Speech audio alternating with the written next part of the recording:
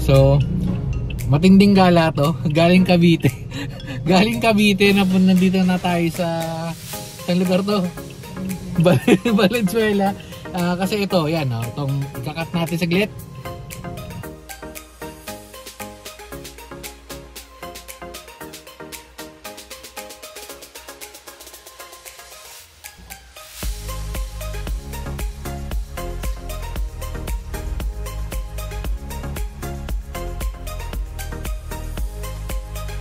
So yun na nga, nasira yung TV. So well, madali naman kausap yung yung binili natin na gel na TV, parang last month lang.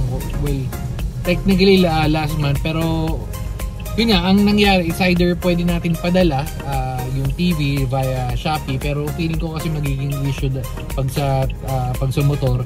So parang umaabot din ng 600 yung yung charge papunta pabalik. Pwedeng mas mataas pa nga dahil yung TV yung papadala natin. So, ito nga, kaya nga, dahil Sabado naman, weekends, yung gala natin, naging na lang, gala with goals. So, nandito na tayo sa Valenzuela, parang umabot tayo ng, medyo mabilis lang din naman, dahil nga, okay na yung Skyway. So, parang umabot mga 1 hour, 45 minutes, Cavite to, Valenzuela, dire-diretso lang naman, wala naman traffic. Anyway, so, medyo naliligaw tayo.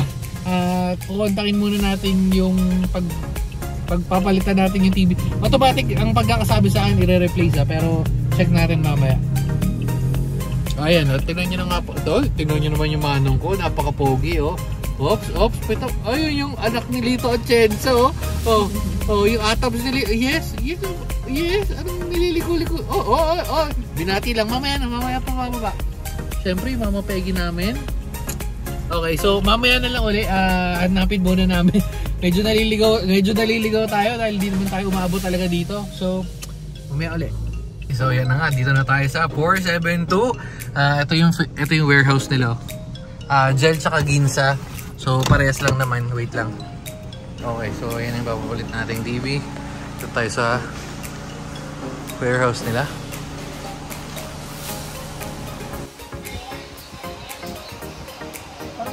Okay, so yun, napapalitan naman natin agad. Actually, mabilis yung proseso nila. Ang matagal lang is yung yung paglabas dahil pabakatak lang tayo dito. Pwede ba masumang pa dyan, kuya? So, wait lang, atras lang muna tayo. Baka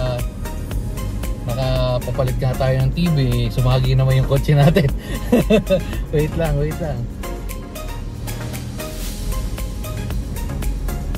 Mga aso pa sila dito. Oops.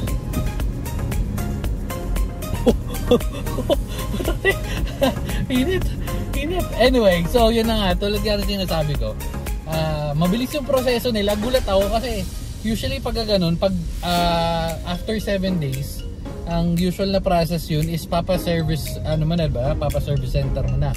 So kaya nga yun, minessage ko sila.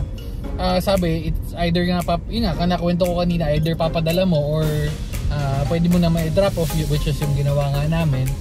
And ang malupit doon, rekta palit.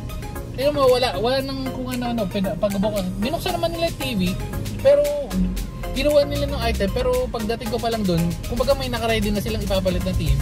Kasi direkta, wala nang tanong-tanong, rekta palit. Well, syempre, ibang usapan na yun pagka obvious na physical damage naman, pero yung kasi bigla nang nagkalinya.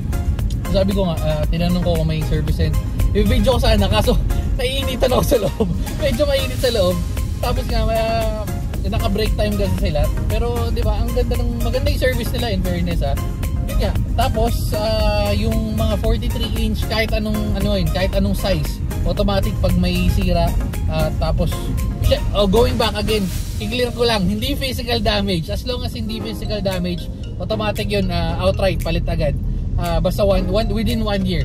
Kaya yun, ang medyo hassle nga lang, maganda kasi palit, pero ang hassle nga lang dun is, eto, kung medyo malayo ka katulad ko na galing pa tayong Cavite, dadayuhin mo talaga dito sila sa Valenzuela. Well, madali lang naman, pero still malayo pa rin.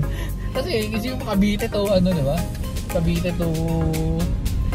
to Valenzuela. Tapos yun nga sinasabi niya is may mga umorder din naman sila daw sa kanila within the area. Tapos pag may palit, pag may isira is pagpalit mo lapit within the area, Valenzuela area daw, pinupuntahan tapos papalitan. Pero kung medyo malayo is papadala na nga.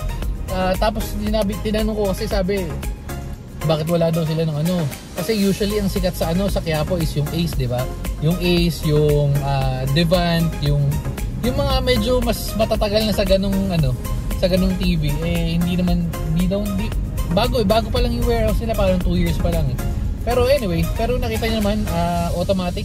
So good job dun sa ano nila, good job dun sa automatic palit. Tapos may mga panel sila dun. Feeling ko ang ginagawa is, well, nasabi rin naman ina-assemble nila, pero kasi meron pang isa, yung gel, yung nabili nating TV, GELL, saka yung GIZNA or Ginza.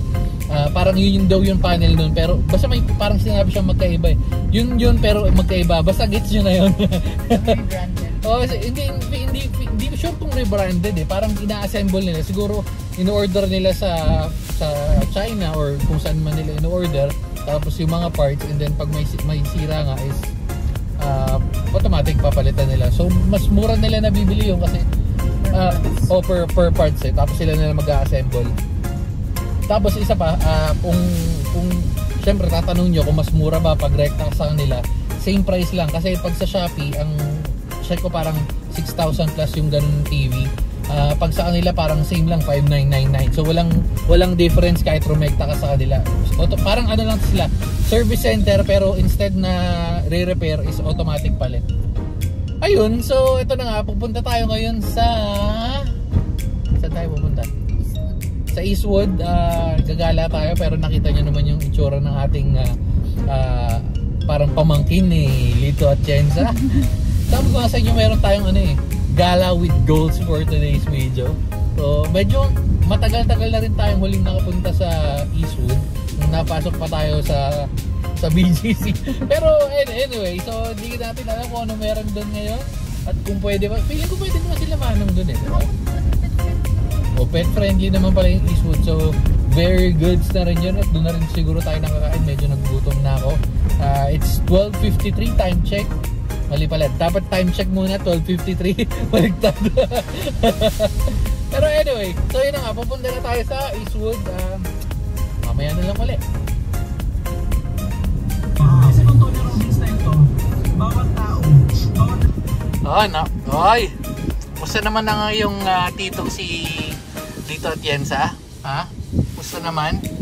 Iyak na ng iyak, nagpunta na sa harap. Yes, manong. So sasaglit muna tayo dito kasi nagkatinginan kami dito. Nakita niyo ba yan?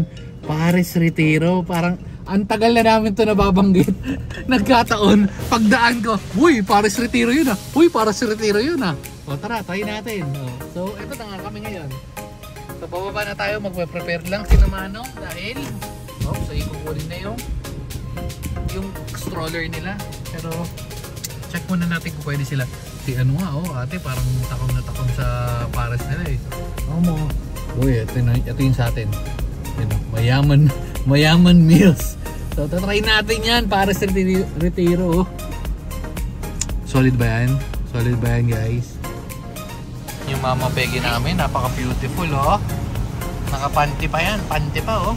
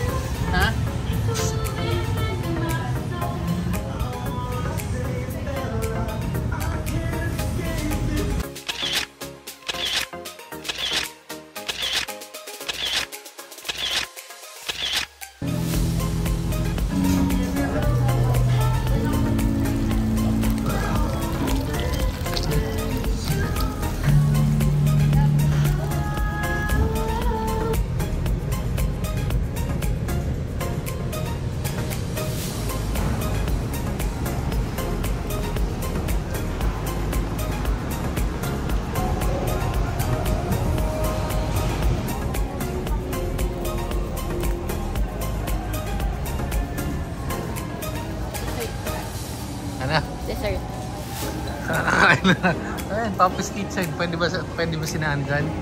Pwede ba sina Peggy? Nakalagay Papi lang eh. Si 50 Oo, si 50 lang pwede.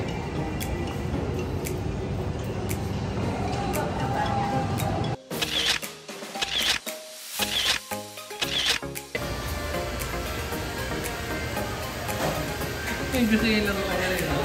May 20.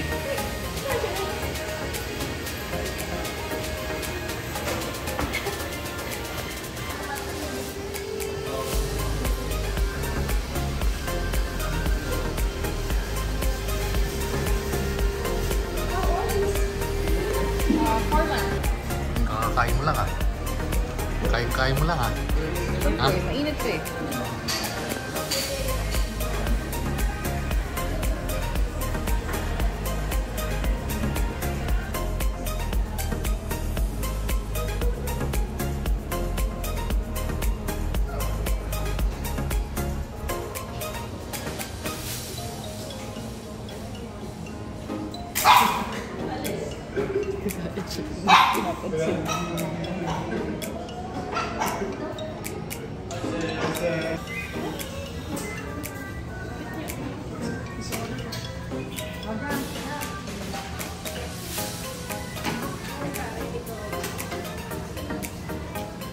Ha?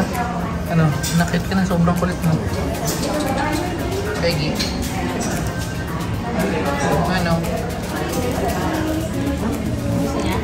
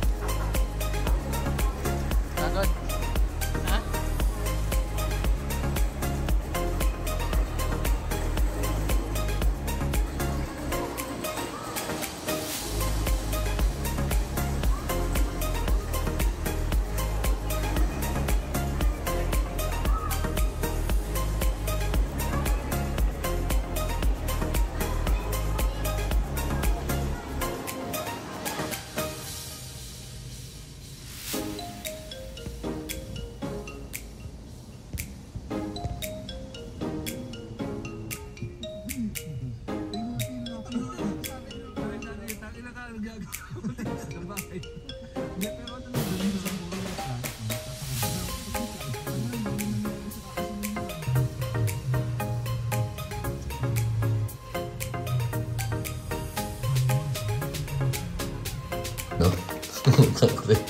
Hindi na tayo nakapag-video pagbalik. So, alas 3 na mga 3:33 ng umaga. So, nagkantay na si Mano. So, mag-walking na lang tayo. Oops, si Mano.